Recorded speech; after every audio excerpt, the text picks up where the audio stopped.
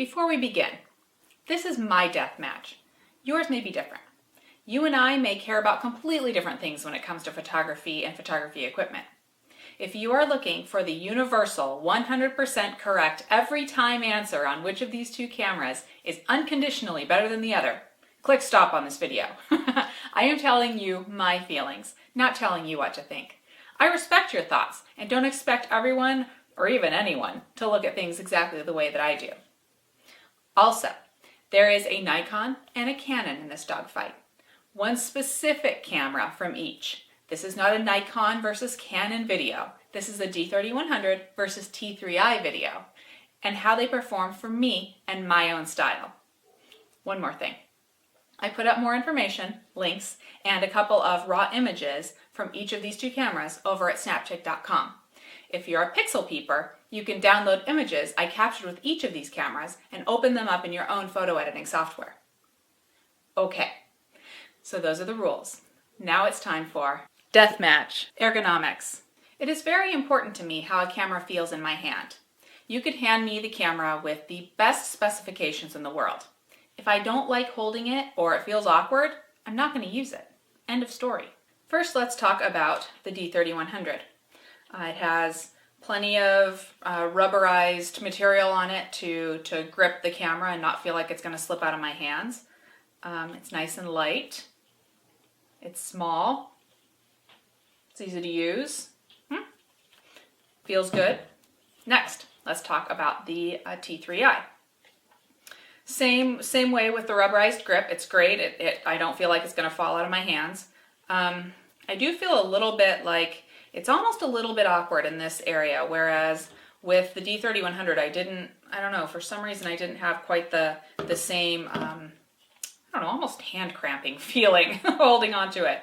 I do, however, really like this flip out LCD screen, which helps me to, like, if I've got the camera on a tripod and I'm using live view, I can like tilt it up like this at me and see without having to crunch down and look through the viewfinder, or, crunch down a little bit and look at the LCD screen.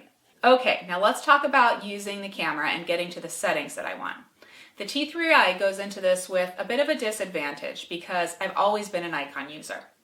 But you also may know that I go into everything with an open mind.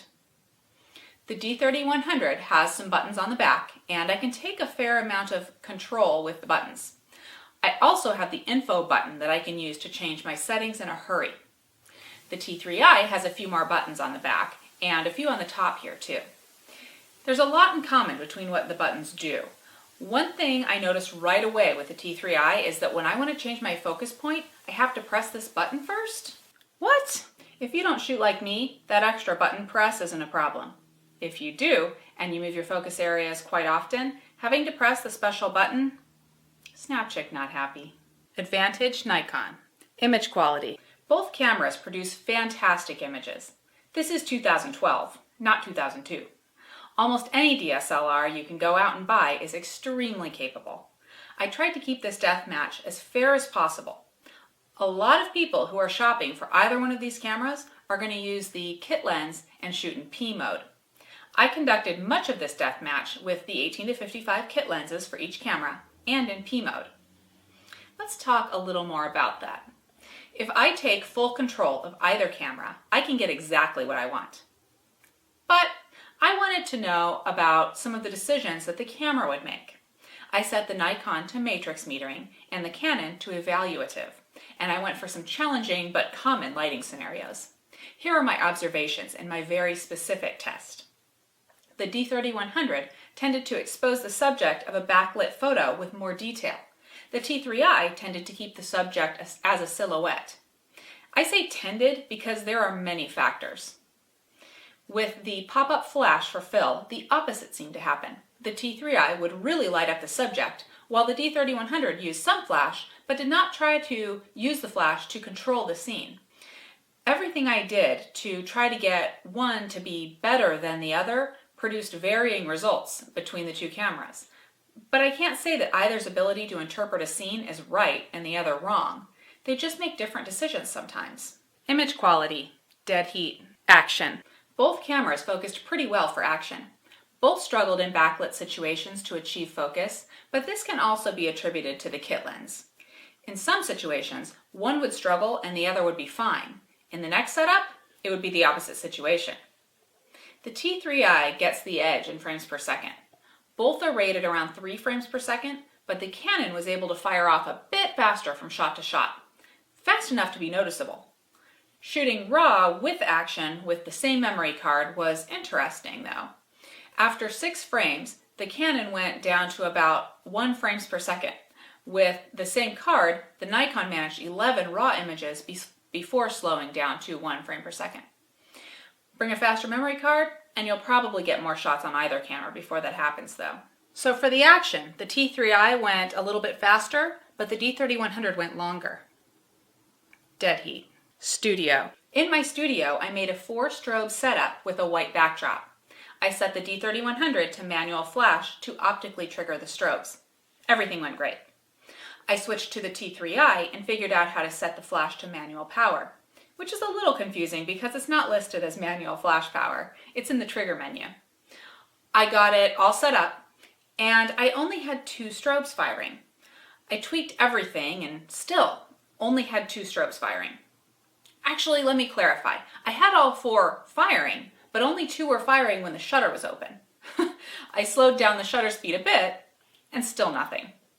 So I rummaged around for my safe sync and a sync cable, and I could not find my sync cable. I had 2 strobes working, so I improvised and went for a little bit of a different setup to keep things moving. Now I'm sure that if I had found my sync cable, or if I were using radio triggers, everything would have worked fine. Still, in my studio, I like to go optical because it's easy and cheap. I tried with the T3i, but I just couldn't get it to sync optically with all of my strobes, while my D3100 had no problem. Advantage, D3100. If you use other strobes or don't use strobes, this may have turned out differently for you. Video and live view. Looks great on both. I really don't use either feature in my DSLRs. The camera I'm using to make this video is my Nikon V1, and it works fantastic. Are you a video guy or gal? Leave me a comment on this video and let me know if either of these cameras works great for you. Now, the T3i does have a little trick up its sleeve for video that I can appreciate, an external microphone jack. Advantage, T3i. ISO performance. Everyone asks about high ISO. I don't get too wrapped up in it. When the light is low, I expect grain and I work with it. But everyone asks, which is cleaner at high ISO? I set up a Lego test area and ran each camera up and down the ISO range. Again, I used P mode with the kit lens and bounced some halogen light to illuminate the scene a bit, but by no means was it sufficient light. So let's face it, I mean, when you're shooting high ISO, it usually means that you're shooting in less than ideal conditions. Here is a shot with the D3100 at ISO 3200, and here's a shot with the T3i at ISO 3200. Across the rest of the ISO range, there's very little difference. It's a tie. Conclusion. This was a really close deathmatch for me. And remember, this is all based on me and how I shoot. The truth is that both of these cameras produce great images and both are very easy to use. They are built on slightly differing philosophies and exposure decisions. However, as with any camera, once you learn its tendencies and the more control that you take as the user, the closer you will get to what you're after. The differing philosophies are also apparent in the way the buttons are arranged and in the layout of the menus. One person might love one of the setups, while a cousin, a friend, or even an ex-lover may prefer the arrangement of the other. Okay, I'm going to level with you now. The method that the T3i uses to manually select the focus area really bugs me. I really don't like having to press the additional button first. Could I get used to that where it becomes second nature? Probably. But still, working as I do, it got in the way. If you're like me with focus area selection, or if you're not, let me know in the comments. Winner, D3100. The life of T3i? Spared, because it's a loner. Okay, folks, I have to pack her up and send her back now. We had good times, me and this little camera.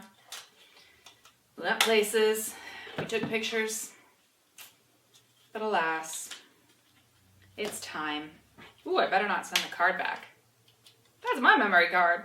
That has lots of good images on it. Oh, time to take the lens off.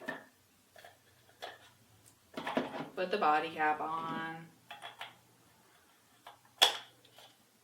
Bye-bye, friend. Which of these cameras should you choose?